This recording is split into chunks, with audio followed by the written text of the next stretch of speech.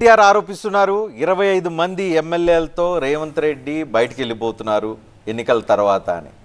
నిజమేనా?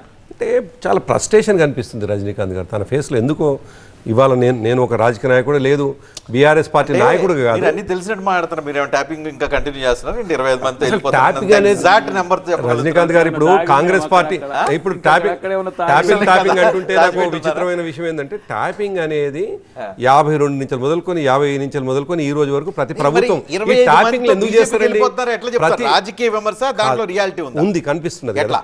ఎందుకంటున్నానంటే ఆయనకు అనుకూలంగా ఉన్నటువంటి వాళ్ళు ఎవరు, ఆయన రేవంత్ రెడ్డి గారి వ్యవహార శైలి ఏంది, ఆయన నేపథ్యం ఏమిటి, ఇప్పుడు ఆయన కేంద్ర ప్రభుత్వంతో కాంగ్రెస్ పార్టీ చూస్తూ ఊరుకుంటుందా?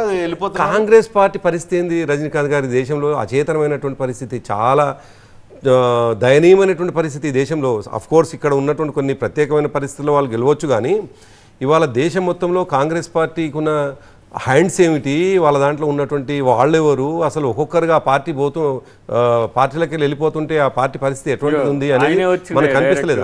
అందుకే ఏమంటున్నానంటే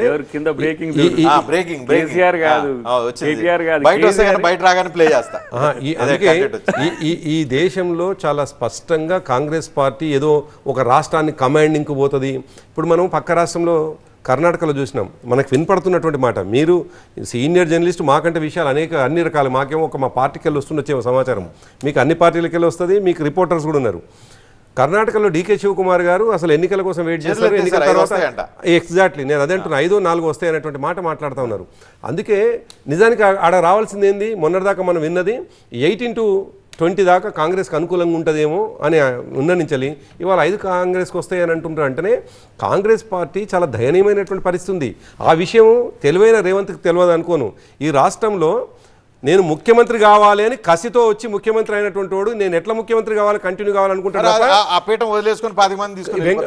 పొంగులేటి శ్రీనివాసరెడ్డి గారు, ఉత్తమ్ కుమార్ రెడ్డి గారు, బట్టి విక్రమార్క గారు వీళ్ళందరూ చేసే కుట్రలకు బలై ఇంకా ఆయన ముఖ్యమంత్రిగా కాంగ్రెస్లో ఉంటాడా? అంత అమ్మాయి కూడా. కాబట్టి ఆయన డెఫినెట్గా భారతీయ జనతా పార్టీలకు ఏం చేస్తారు, ముఖ్యమంత్రి పదవి ఎందుకు వదిలించుకుంటారు?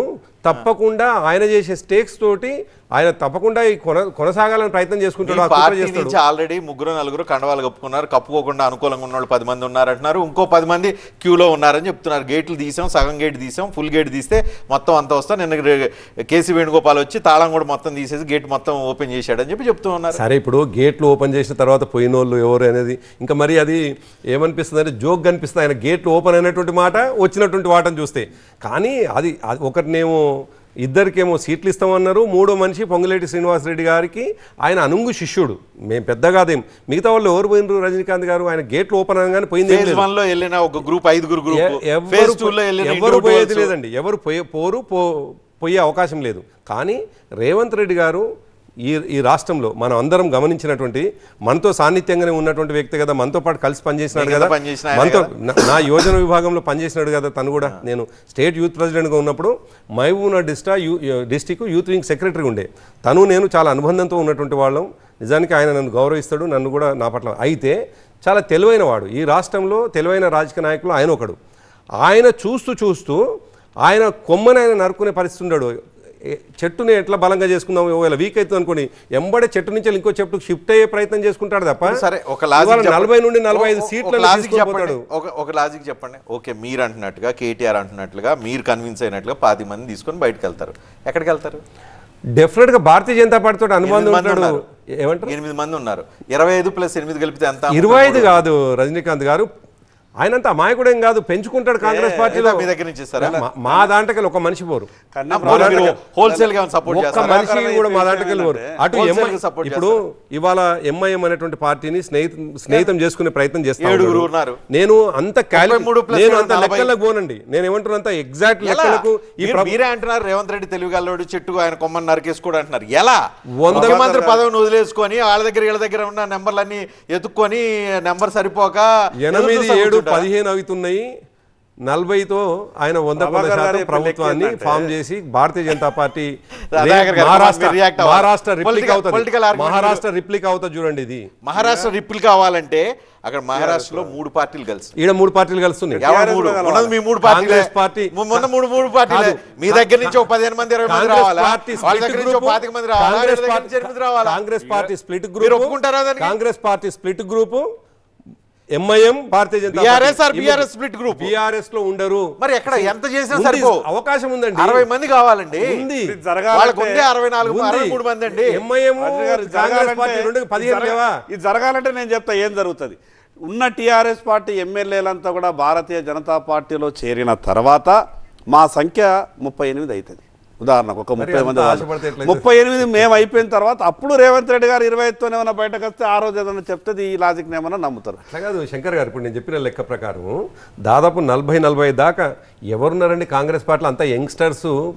రేవంత్ రెడ్డి గారు దయాకర్ గారు మీరు చెప్తారు. కేసీఆర్ చాలా బ్రేకింగ్ పాయింట్స్ చెప్పారు, దాని మీద వెళ్దాం. చెప్పండి కమాన్.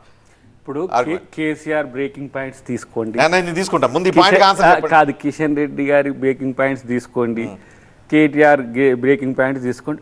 సేమ్ లైన్ ఉన్నాయా లేవా? ఏడాది తర్వాత ఉంటుందా ఉండదా? తర్వాత ఆయన ఏమంటాడు ఎప్పుడు పోతుందో తెలియదు. జూన్ తర్వాత ఆయన జూన్ తర్వాత, ఇప్పుడు ఏడాది తర్వాత నేను అంటుడు కింద మన దాంట్లో నేనేమంటున్నా తెలుసా? కేసీఆర్ కాదు, మోదీ కాదు, ఈ దేశంలో ఎవరు వచ్చినా ఇక్కడ గవర్నమెంట్ను కించిత్ పక్కకు జరిపే దమ్మున్నోడు ఎవడు లేడు. బీజేపీ అనుమానపడుతుంది, బీఆర్ఎస్ అనుమానపడుతుంది. వాళ్ళ అనుమానాలు తెలంగాణ ప్రజలకి ఒకటే, వాళ్ళిద్దరి ఒకటే కనిపిస్తుంది ఆందోళన కాదు. అయితే అట్లాంటప్పుడు నేను ఏం చేస్తా అంటే, వీళ్ళు కూలగొడతారు కదా, వీళ్ళిద్దరిని కూలగొట్టి నేను 100 చేసుకోనా? పనే లేదు. ఎట్లా చేయనా? ఓకేనా? అట్లా 100 చేసుకోనా? ఇప్పుడే చేసుకోనా? మళ్ళీ అనొద్దు, మళ్ళీ పొలిటికల్ గా అనెతికల్ గా పోవద్దు. కేసీఆర్ ఇట్లా చేసింది అనొద్దు. డ్యూయల్ సిమ్ ఉండదు ఇందులో. అరే మీరు 65 ఉన్నోళ్ళను బీజేపీ 8 వాళ్ళు తీసుకుంటారట, వీళ్ళు 39 వాళ్ళు 62 అవుతారట. కానీ 65 100 కాలేడా? నా చేతిలో కొట్టాలంటే సమస్య లేదు కదా. 26 తీసుకుంటే ఇలా పార్టీ ఉంటుందా? ఎక్కడ ఉంటుంది అలా పార్టీ? ఇంకా రెండో గేట్ ఓపెన్ చేస్తే ఇప్పుడు 16 వచ్చినాయి, ఇంకో 10 రావాలి. ఎప్పుడు వస్తారో గేట్లు ఓపెన్ చేస్తే బయట నుంచి లోపల నుంచి కూడా పోతారు. కేసీఆర్ అట్లనే ఓపెన్ చేస్తే బయట నుంచి రారు, లోపల నుంచి కూడా వెళ్తారు. లోపల నుంచి పోతే మీ